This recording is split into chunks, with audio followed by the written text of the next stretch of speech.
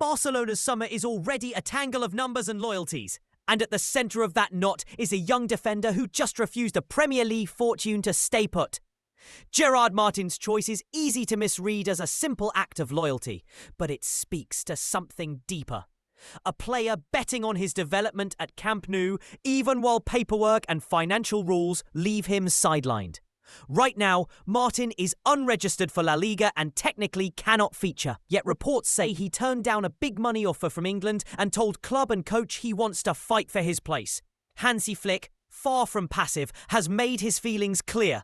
He is pressing the club to clear Martin as soon as possible because the 23-year-old brings rare versatility.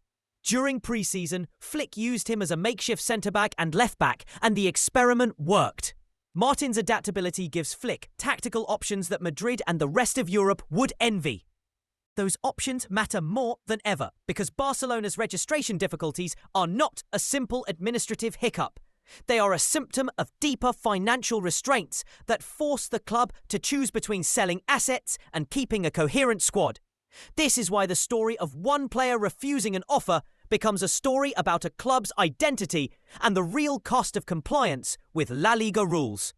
If Martin is registered, Flick gains a utility defender who can plug gaps caused by injuries or tactical tweaks. If he remains unregistered, the club loses a young player who chose to stay, and the manager loses trust in the board's ability to deliver. There is also a human angle.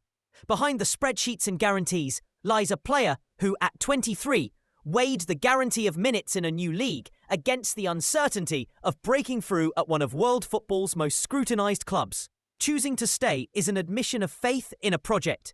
In Flick, in the academy, and in the Camp Nou dream, while the club scrambles with contingency plans to satisfy the one-to-one rule and register its new signings before deadlines bite.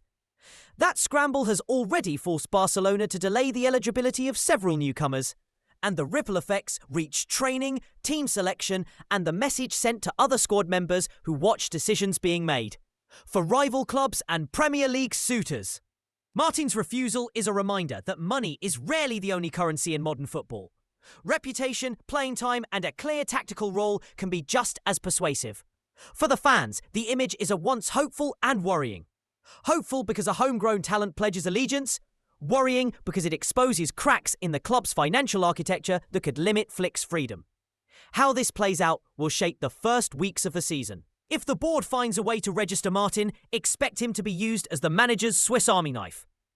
Rotated into centre or left when injuries or opponents demand it.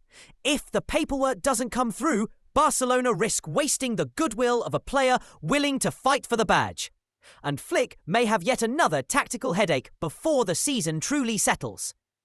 Either way, Gerard Martin's decision is already a headline, not just because a player declined a richer offer, but because it forces Barcelona to answer a question that has hung over the club for years. Can the sporting project and financial reality be reconciled in time to protect both identity and results? Watch the next registration windows and team sheets closely. This small, stubborn act by a 23-year-old could become one of the most telling moments of Barcelona's season, a barometer of whether loyalty and long-term planning can survive in an era of tight ledgers and instant expectations.